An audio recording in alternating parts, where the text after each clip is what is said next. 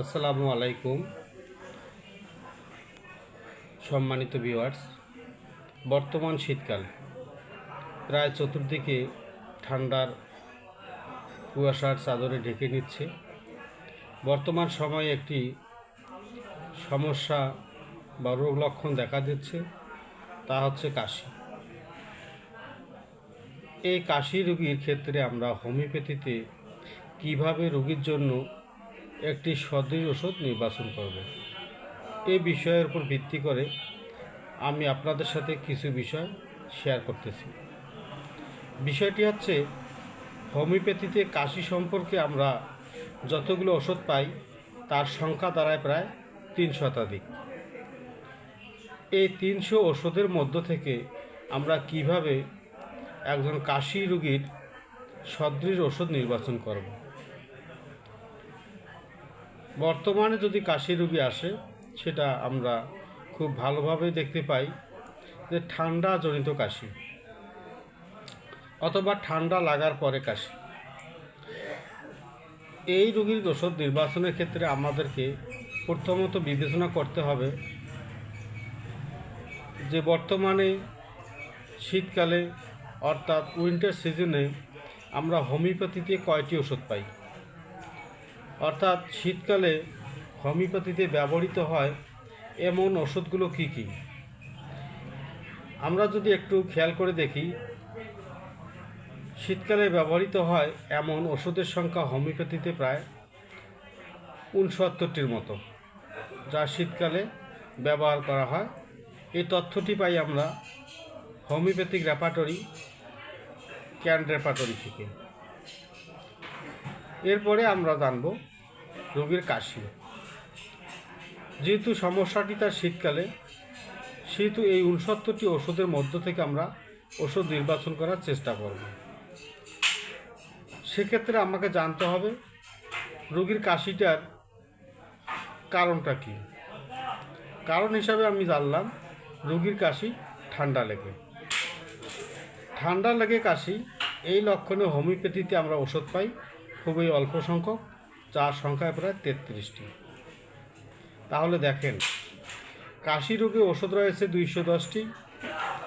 শীতকালীন রোগ লক্ষণের ক্ষেত্রে ওষুধ রয়েছে ৬৯টি। ঠান্ডা লাগার পরে কাশি, এই লক্ষণে আমরা ওষুধ পাই ৩৩টি। আমার রোগীকে বা এই কাশি রোগীকে আমি কিভাবে এখান থেকে একটি ওষুধ নির্বাচন করে দেব? খুব সহজ বিষয়।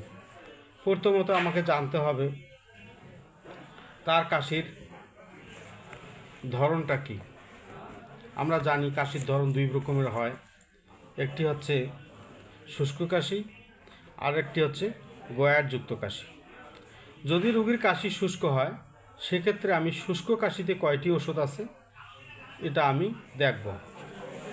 আমি ক্যান রেপার্টরিতে দেখতে পাই শুষ্ক কাশির ক্ষেত্রে অল্প কিছু সংখ্যক ওষুধ পাওয়া যায়।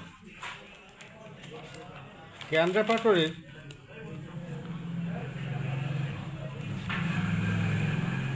786 নম্বর পৃষ্ঠায় যদি আমি একটু দেখি, সেক্ষেত্রে ড্রাই কফ এর ক্ষেত্রে অনেকগুলো ওষুধ রয়েছে, তা প্রায় ৩ শতাধিক। অতএব আমি এখানে ওষুধ খুঁজে পাবো না।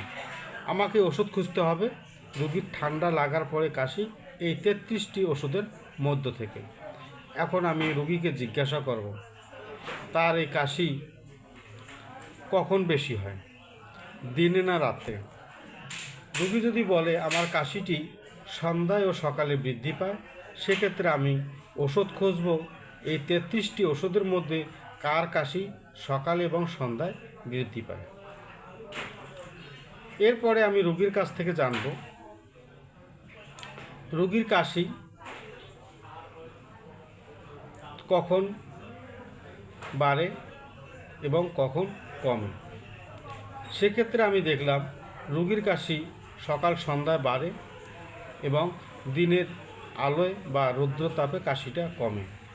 এই লক্ষণে আমি যদি একটু বিবেচনা করি, এই ৩৩টি ওষুধের মধ্যে প্রায় ২৮টি ওষুধ আমার এই দুই লক্ষণের মধ্যে বিরাজমান। এরপরে আমি রোগীর কাশির ধরন, অর্থাৎ কাশি দেয় রোগী সংখ্যায় কয়টি, একসাথে একাধিক কাশি দেয় না একটি মাত্র কাশি দেয়, সেক্ষেত্রে আমি ওষুধ দেখি এই 33টি ওষুধের মধ্যে 28টি ওষুধ পাই। সেই 28টি ওষুধের মধ্যে মোটামুটি 25টি ওষুধ এই লক্ষণে বিরাজমান। এরপরে আমি দেখলাম রুগী কাশি দেওয়ার সময় কী রকম অনুভূতি প্রকাশ করে, অর্থাৎ যখন রুগী কাশি দেয় তখন তার অবস্থাটা কীরকম হয়, তার শরীরটা শক্ত হয় কি না, সে বুকে হাত দেয় কি না, কাশির সময় তার শ্বাস প্রশ্বাসে কষ্ট হয় কি না, কাশির সময় তার প্রস্রাব হয়ে যায় কি না, কাশির শব্দটার সমস্যাটা কী রকম, এগুলোর উপর বিবেচনা করে আমি ওষুধের সংখ্যা কমাইতে পারি। দেখা যাচ্ছে কাশির সময় রুগী বুকে হাত দেয়, হাতে গোনা কয়েকটি ওষুধ। যদি রুগীর আমার এই লক্ষণ থাকে তাহলে আমি ওই অল্প ওষুধের মধ্যে রুগীর সর্দির ওষুধ খোঁজার চেষ্টা করব। এতেও যদি আমি ব্যর্থ হই, রুগীর যদি এই লক্ষণ না থাকে, তাহলে রুগীর আমি বর্তমানে যে 28টি ওষুধ রয়েছে এই 28টি ওষুধকে আমি রুগীর মানসিক লক্ষণ দিয়ে বিবেচনা করব। আসলে আমার রুগীটির স্মৃতিশক্তি কীরকম, যদি রুগীর স্মৃতিশক্তি অ্যাক্টিভ হয়, প্রখর হয়, তাহলে আমি দেখব এই ওষুধগুলোর মধ্যে কোনটি ওষুধের বা কোন ওষুধগুলোর স্মৃতিশক্তি অ্যাক্টিভ বা প্রখর। আমার রুগীর ভ্রান্ত বিশ্বাস আছে কি না, যদি দেখি আমার রুগীর মধ্যে ভ্রান্ত বিশ্বাস থাকে, সেটা কী রকম, সেটার উপর ভিত্তি করে আমার এই ওষুধ বাছাই করব। আমরা জানি মানসিক লক্ষণে বেশ কয়েকটি পর্ব রয়েছে, এই পর্বগুলোর উপর ভিত্তি করে আমি রুগীর ওষুধ খোঁজার চেষ্টা করব। এরপরে আসব আমি রুগীর শারীরিক অবস্থা, অর্থাৎ সার্বদায়িক লক্ষণ। আমি যে কাশি রুগীকে ওষুধ দিচ্ছি তার জিহ্বা কীরকম, তার পিপাসা কীরকম, তার ক্ষুধা কীরকম, তার খাদ্য কীরকম, তার মল, বায়ু নিঃসরণ, ঘুম, স্বপ্ন, ঘাম, এই যে প্রত্যেকটি বিষয়ে একটা স্বতন্ত্র রূপ পাবো আমি রুগীর কাছ থেকে। মনে করে নিলাম যে আমার রুগী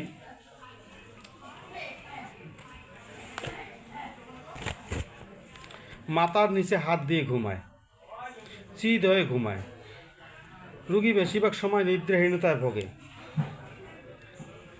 আমি রুগীর মল পাইলাম বৃহৎ, অনেক সময় দেখি তার মল কঠিনও হয়, নিষ্ফল মলবেগ হয়। আমি রুগীর সার্বদায়িক অবস্থার মধ্যে পাইলাম রুগী স্বপ্ন দেখে মাঠের মধ্যে ঘুরে বের হয়। আমি আমার রুগীর কাশির লক্ষণের পাশাপাশি সার্বদায়িক অবস্থানে পাইলাম রুগীর ঘর্ম হয় নিদ্রার মধ্যে। রুগীর সকল উপসর্গ উপশম হয় ঘর্ম দিলে, অর্থাৎ ঘাম দিলে। এই যে বিভিন্ন রকম উপাদান বা বিভিন্ন রকম পদ্ধতির মাধ্যমে আমি রোগীর সার্বদায়িক অবস্থা দিয়ে বিবেচনা করে ওষুধ সংখ্যা কমায় নেব। হতে পারে আমার এই রোগীর ক্ষেত্রে আমি সার্বদায়িক লক্ষণের উপর বিবেচনা করে 28টি ওষুধের মধ্য থেকে প্রায় 10টি ওষুধ বাদ পড়েছে। এরপরে আসবে রোগীর যৌন জীবন।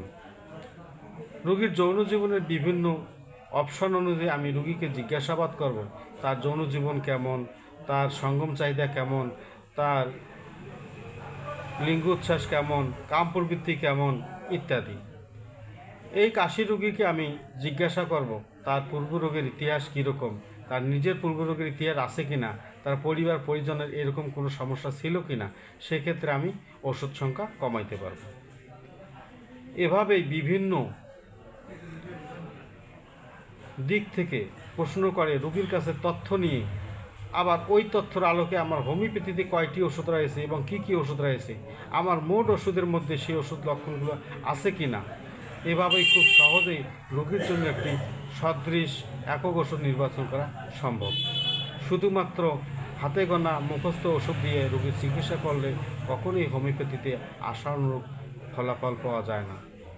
রোগীর আশানুরূপ ফলাফলের জন্য হোমিওপ্যাথিক চিকিৎসায় অবশ্যই রোগীর প্রতিটি লক্ষণে বা প্রতিটি উপসর্গে, প্রতিটি প্রকাশিত লক্ষণে আমাকে ওষুধ খুঁজতে হবে আমার নির্বাচিত ওষুধটি তা স্পর্শ করে কিনা। তবে একটি কথা, আমার এই সুনির্বাচিত ওষুধটি রোগীর সম্পূর্ণ লক্ষণকে, সব লক্ষণকে হয়তো স্পর্শ নাও করতে পারে। সেক্ষেত্রে আমাকে রোগী তার কষ্টদায়ক লক্ষণটি দিবে, যে কষ্টদায়ক লক্ষণটি তার জন্য সর্বাপেক্ষা যুক্তিযুক্ত, আমি সর্বপ্রথম একটি চেষ্টা করব রোগীর সবচেয়ে বেশি কষ্টদায়ক লক্ষণটির মধ্যে যে ওষুধগুলো রয়েছে সেই ওষুধগুলো থেকে তার রোগীর অনুপস্থিত বা উপস্থিত যে লক্ষণ আছে সেগুলোর আলোকে যে ওষুধ আছে সেখান থেকে বাছাই করার। ভিডিওটি ভালো লাগলে অবশ্যই লাইভ প্রোগ্রামে আলোচনা করব বাকি বিষয়টি। ভিডিও ভালো লাগলে অবশ্যই লাইক কমেন্ট করবেন, পার্থপক্ষে সাবস্ক্রাইব করবেন, যাতে পরবর্তী আমি ইউটিউব প্রোগ্রাম থেকে আপনাদের সাথে যুক্ত হতে পারি। ধন্যবাদ সকলকে।